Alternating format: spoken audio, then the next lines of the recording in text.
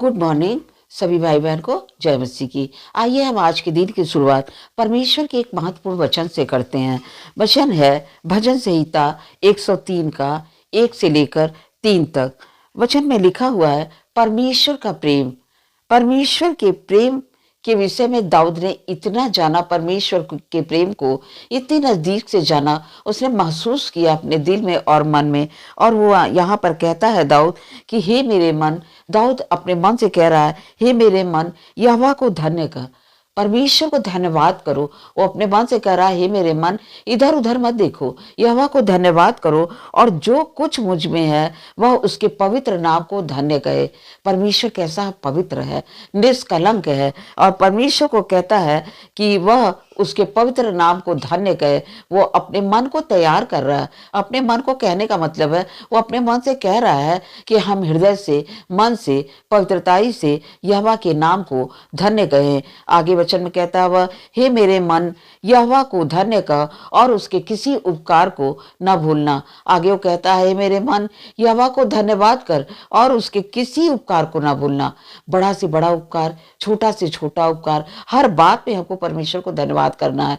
सबसे बड़ा तो परमेश्वर का हमारे ऊपर यह उपकार है कि हम अंधकार में चल रहे थे, हम अंधेरे में चल रहे थे, हम अनंत जीवन के मार्ग को नहीं जान रहे थे, और परमेश्वर ने उस अनंत जीवन के मार्ग को हमारे ऊपर प्रकट किया, अपने इकलौते पुत्र को भेजा और हमें उद्धार दिया, अनंत जीवन का मार्ग दिखाया। हमारे जीवन में यीशु मसीह का आना सबसे बड़ा उपहार और गिफ्ट है। इस उपकार को हमको कभी भी नहीं भूलना चाहिए और परमेश्वर को सदा सर्वदा धन्यवाद करते रहना चाहिए।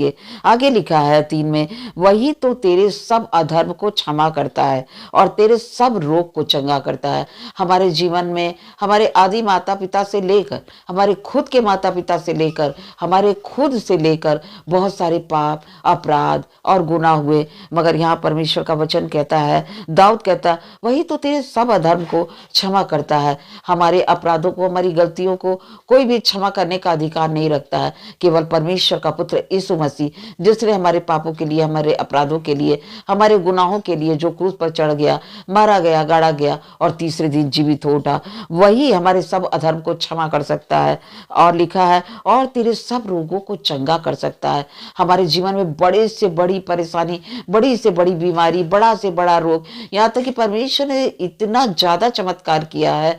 अंधों को आंखें दी, गूंगों को वाणी दी, लंगड़ों को चलना सिखाया और कोढ़ियों को शुद्ध किया। यहाँ तक कि परमेश्वर ने मृतक लाजर को, जो 4 दिन का मरा हुआ था और उसकी बहनें निराश थी, उसे भी जीवन दान दिया। तो यहाँ लिखा हुआ हमारे सब रोगों को चंगा करता है, क्योंकि उसके निश्चय ही उसके कोड़े खाने से हम चंगे होते हैं। हमारे रोग के लिए, हमारे पाप के लिए, हमारे अपराध के लिए, हमारे गुनाह के लिए ये परमेश्वर ने सब छोड़कर पृथ्वी पर आया और वह हमारे गुनाह अपराध को लेकर क्रूस पर चढ़ गया। हमें इसलिए परमेश्वर के इस पवित्र नाम को हमेशा धन्य कहना है और उसके किए गए किसी उपकार को कभी नहीं भूलना है।